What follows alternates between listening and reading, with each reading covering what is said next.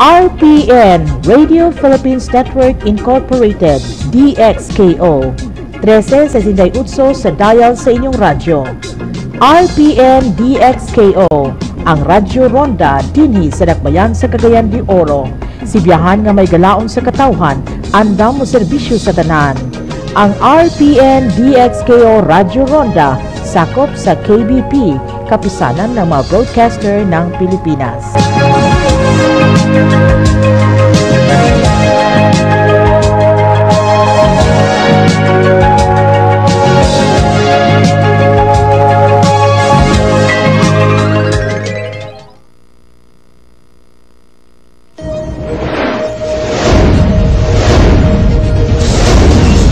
Balita sa DXKO, mga nagunang kasayuran sa tinubdang lokal, nasyonal, gawas sa nasod, sports ug entertainment, inyong mabati sa balita sa DXKO. Balita sa DXKO.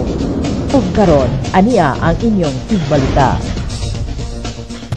Mga igala, takna sa sibiyahan sa DXKO untop alas 7 sa kabuntagon. Anya kinatong balita sa Radyo Ronda. Una sa uluhan sa mga balita, zero casualty ang syudad sa Cagayan de Oro sa bagyong Pablo.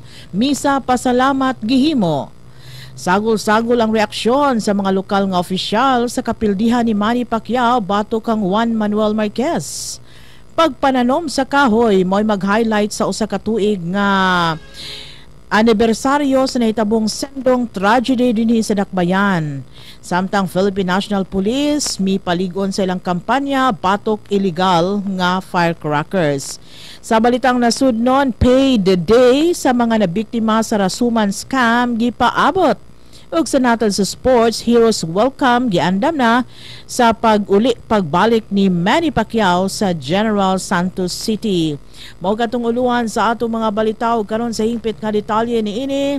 Una sa balitang lokal, usa ka misa pasalamat ang gihimo sa lokal nga kagamhanan agi og pagpasalamat nga way dagkong kadaot nga nahitabo sa Dakbayan bisan pa man nga usa sa mga mata sa bagyo ang syudad sa Cagayan de Oro. Sukwahi kini sa bagyong Sendong nga hilabihang na kahiagom sa dakong kadaot ang Dakbayan. Apan sa bagyong Pablo, zero casualty ang syudad o gamay ra usab sa infrastruktura ang nangadamyos. Ang mga opisyal sa Dakbayan miila nga usa ka milagro ang nahitabo, mao nga gihalad ang usa ka misa agig pagpasalamat sa kahitas-an nga way dagkong kadaot nga giatud sa kalamidad. Ang mga misa pasalamat gitambungan sa mga empleyado ug opisyal sa City Hall, mga organisasyon, nagkalain-laing grupo, pribado ug publiko, ingon man sa kinabag-ang katawhan dinhi sa syudad nga naluwas sa nasangpit nga kalamidad. Ang lokal nga kagamhanan ng Dakbayan mopaabot sa hinabang sa Compostela Valley nga naapektuhan sa bagyong Pablo. Ang City Council may aprobar na sa 1.2 milyon ka pesos alang sa maong katuyuan.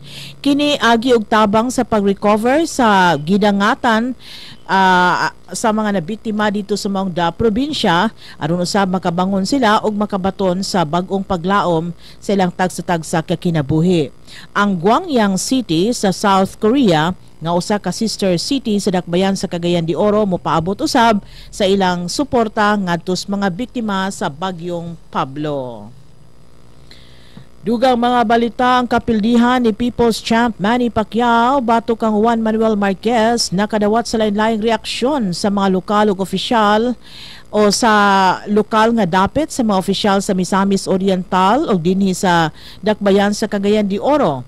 Apan si Governor Oscar Moreno mipadayag nga way kalambigitan sa pagbalhi ni Pacquiao sa reliyon ang iyang kapildihan. Siya nagtuo nga panahon na nga magbansay-bansay na usab sa mga batanon o mga bagong sumusunod kang Manny Pacquiao. Sa iyang kabahin si City Councilor Edgar Cabanlas nagsugilon nga dili angayan basulon si Manny Pacquiao sa iyang pagkaparot. Posible matud pa nga ang maong hitabo kang Pacquiao usa ka wake-up call tungod sa iyang sobra ra pagsalig sa kaugalingon. Gipasugdan na ni City Mayor Vicente Dongcoy Imano ang pagtukod sa bag-ong tunghaan nga nasunog sa May City Central School. Moabot sa 44 milyones ka pesos ang gigahin sa lokal nga kagamhanan alang sa maong katuyuan. Gimando sa mayor nga dalion kini aron magamit gilayon sa mga tinun-an. Kung sa dili na malangan himuon ang bidding sa mga traffic lights o closed circuit TV dinhi sa Cagayan de Oro. Kining maong moderno nga mga traffic lights o CCTV mo kantidad kini sa 93 ka milyon ka pesos kini sa tinguha nga matabangang mapahapsay ang dagan sa trafiko sa nagkalain-laing bahin dinhi sa Dakbayan. Ilabi na ning padayon nga pagsulbong karon sa mga negosyo ug uban pang mga patigayon, ingon man aron sab kapugngan ang pagbuhat sa mga krimen. Kapina sa 700 ka mga sharers o renters ang natunulan sa lokal nga kagamhanan sa mga yuta ug balay sud sa nakalabahing duha ka semana. Karong semana ipang-apod-apod na usab ang 120 ka mga balay sa sharers ug renters ang dugang libreng yuta kini og balay nga matud pa ni Mayor Imano nga tapos mapalit sa syudad ang 16 hektaryas nga luna sa pamilyang Roa sa barangay Pagatpat nga mobalor 40 milyones sugdan gilayon sa Habitat for Humanity ang pagtukod sa 2,300 ka mga balay. Hatagan sa prioridad nga makabalhin sa Pagatpat relocation site ang mga kabos sa Agora, Lapasan, Pinikitan, Kamamanan. Nasayran nga kanang nailawom sa tulay sa Kugman iapil usab, apil na sa Isla Bugnaw og sa kanang anaa sa Barangay Carmen ning syudad. Ang pagpananom sa kahoy mo ay mag-highlight sa unang anibersaryo sa Typhoon Sendong nga mapait nga mihapak sa Dakbayan. Ning mga panahona, gi-finalize na ang pagpaygayon sa haom nga programa alang sa paghandom niini. Sa Disyembre 14 mo ng tree planting sa Kalaanan Relocation Site. Sa Disyembre 15, adto kini sa Berjaya GK Village sa Kamamanan. Samtang sa Disyembre 16 adto sa Indahag Relocation Site sa Xavier Ecoville sa Lumbia. Mga prutas sa kahoy ang ipangtanom. Kinihimuon sa lokal nga kagamhanan ang pagpanalipod sa area ug ang pagpatuman sa environment awareness sa mga pamilyang biktima sa bagyong Sendong. Usa ka people-to-people program himuon sa Kalaanan Relocation Site sa Disyembre 14, samtang medical mission himuon sa Disyembre 15 sa Indahag Relocation Site ug livelihood assistance ang ipang tunol ngadto sa nanimuyo sa permanenteng relocation sites sa Disyembre 16. Dungan nga ipaygayon ang Eucharistic celebrations diha sa Kalaanan, Kanituan, Indahag, Kamamanan, Ecoville, Lumbia, Mandumol, Aluba Site, Ipunan, Tibasak, Makasandig ug Balulang sa alas 7 sa buntag sa Disyembre 17. Adunay floral offering o candle lighting ceremony himuon sa pagka alas 7:30 sa buntag sa Cagayan de Oro River diha sa City Hall area. Sundan gilayon kini sa pag-unveil sa Tree of Life marker diha sa Isla de Oro ug ang commemoration rites magpadayon sa alas 6 ang takna sa gabi sa Rodelsa Circle. Ang Philippine National Police mipalig-on sa ilang kampanya batok sa nagbaligya sa pyrotechnic o firecrackers nga way lisensya gikan sa gobyerno. Matud pa ni Police Superintendent Ronnie Francis Carriaga, spokesperson sa Police Regional Office 10 nga gawas sa pag-embargo tukmang kaso isang-at batok sa mga nagbaligya sa pyrotechnics o firecrackers nga way permiso.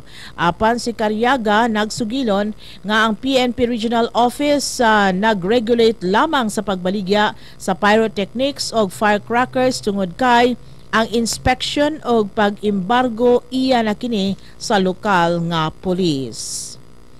Sa balitang nasudnon, gikatakdang magpahigayon sa paid day ang NAD21 Auto Option Trading founder nga si Jacob Coco Rasuman sa mga investors sudning si Manaha. Patod pa ni Cagayan de Oro Chief City Prosecutor Fidel Macauyag, duna siya ay nadawat nga report nga sa Disyembre 15 karong tuiga sugda na ni Rasuman matud pa ang pagbayad sa iyang mga kliyente nga kabahin gikan sa gimanabanang 20 bilyones ka pesos nga investment capital. Di lang masiguro ni Macauyag kung mismo ba si Rasuman ang himo niini direktas pagpamayad sa iyang mga kapitalista sa nalugi nga kompanya. Nag-atubang si Rasuman sa patong-patong nga kasong syndicated estafa. Pipila ka mga lugar nga dunay niya na biktima mao ang dinhi sa Apulo sa amihanang Mindanao, mao ang Cagayan de Oro, Misamis Oriental, Iligan City, Lanao del Norte, Marawi City, Lanao del Sur nga mo'y gitawag nga epicenter sa scam operations. Sa katapusan sa atong mga balita, sa natad sa sports nangandam na ang General Santos ug Sarangani sa pag-uli ni 8th Division World Champion Manny Pacquiao tungod sa himuong kinitungod sa usa ka Heroes Welcome nga ilang himuon alang ka Pacquiao tungod sa daghanan ng kadungganan nga nahatag niini alang sa mga Pinoy ilabi na sa Jensan ug Sarangani. Ikatakdang mouli ang magtiayong Pacquiao sa Pilipinas sa Disyembre 17 din mausab kini ang adlawng natawhan sa Pinoy Ring Idol. Mao kato naglangkob sa atong mga balita nining orasa. Daghang salamat sa inyong pagpaminaw. Balikan nato ang headlines. Sa lokal nga tinubdan, 0 casualty ang Cagayan de Oro sa Bagyong Pablo. Misa pasalamat gihimo. Sagol-sagol ang reaksyon sa mga lokal ug opisyal dinhi sa atong dapit labot na sa kapildihan ni Manny Pacquiao batok Juan Manuel Marquez. Pagpananom sa kahoy mag-highlight sa usa ka tuig nga anibersaryo sa natabong sendong tragedy sa Dakbayan. PNP mipaligon sa ilang kampanya batok illegal firecrackers. Sa kauluhan, payday sa mga nabiktima sa Rasuman na scam gipaabot. O sa natad sa sports Heroes Welcome, giandam na sa pagbalik ni Manny Pacquiao sa Jensan. Daghang salamat sa inyong pagpaminaw. Ako si Jean Seruihos. Mayong adlaw sa tanan. Maukadto ang hanay sa mga labas nga kasayuran sa atong palibot. Mga balita nga angay niyong masayran dinhi lamang sa DXKO. Daghang salamat sa inyong pagpaminaw.